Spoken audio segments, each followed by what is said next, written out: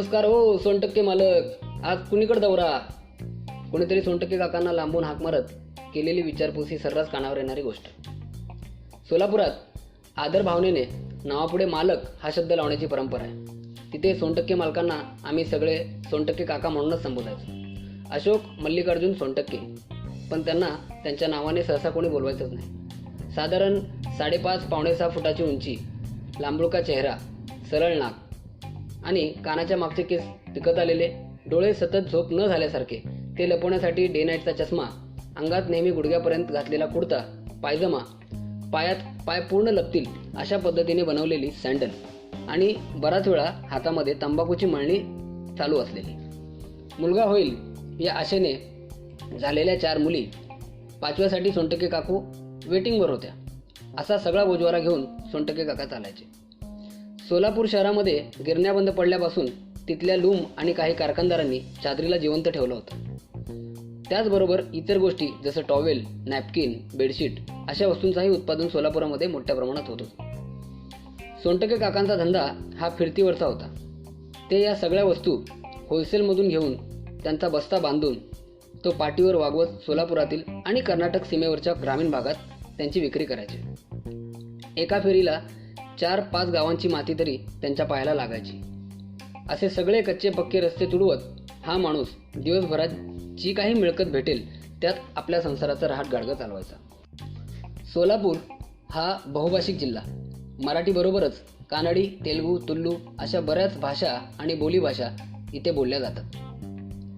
फिरतीच्या धंद्याने या भाषांचं वळण त्यांच्या जिभेला लावलं होतं. त्यामुळे कुठलाही भाषिक समोर आला की पटाईतपणे बोलायचे. त्यांच्या याच गुणामुळे गल्लीतील बरेच बाहेरगावची आमंत्रणं त्यांना यायची. व्यापारामुळे आलेलं व्यवहारज्ञान, त्यातून आलेलं शाब्दिक चातुर्य आणि बोलाच्या भातावर बोलाची कडी कशी ओतायची याची जाण, बोलता बोलता विनोदी शेरा मांडण्याची सवय, यामुळे ह्या माणसाचा प्रत्येकाला हेवा वाटायचा. लोक एखाद्याची हुशारी सांगताना बोलतात ना की हा 12 गावचं पाणी पिलेला माणूस आहे, पण सोनटक्के काकांनी किमान 1200 गावचं पाणी तरी नक्कीच पिलं होतं. आम्ही गल्लीतील सर्व मुलं रात्री जेवण झालं की एक चौकात असलेल्या कट्ट्यावर जमायचो. त्या आमच्या मैफिलीत कधी कधी सोनटक्के काका पण यायचे आणि मग गप्पा रंगायच्या. आमच्याशी बोलताना आमच्याच वयाचे व्हायचे. एका मित्राने केस कलर केले होते. ते बघून त्याला म्हणतात, अरे केस कापता कापता न्हावी थुंकला का तुझ्या डोक्यामध्ये? मग कोणीतरी खोड काढण्यासाठी त्यांना विचारायचं, अहो काका आता बस करा, किती त्रास देशाल आमच्या काकूंना? 4 झालीत ना, पुन्हा 5वा येतं म्हणून पण कळालं.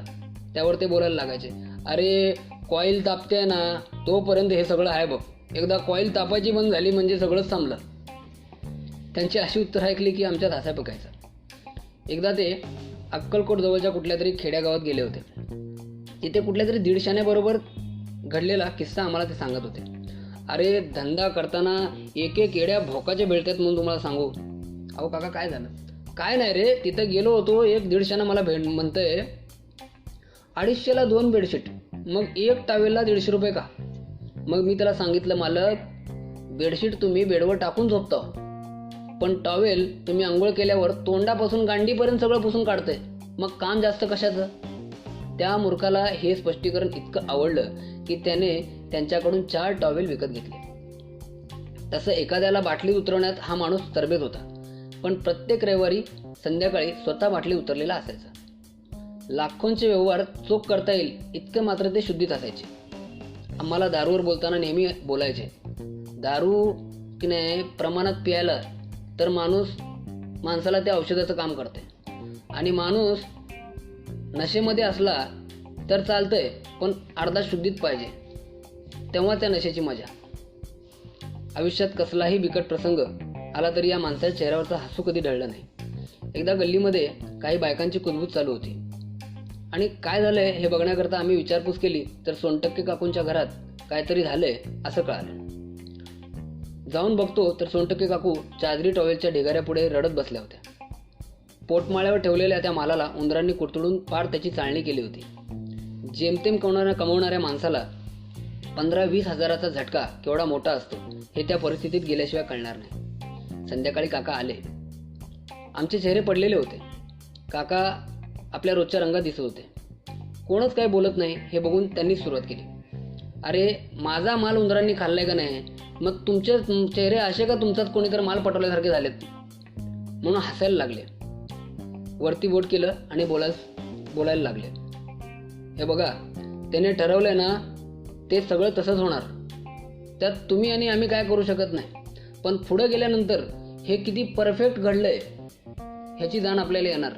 कारण की जे घडतंय ते चांगल्यासाठीच घडतंय. त्यामुळं आता जे काय व्हायला लागलंय ना त्याची फक्त मजा घ्यायची, जास्त विचार करायचा नाही.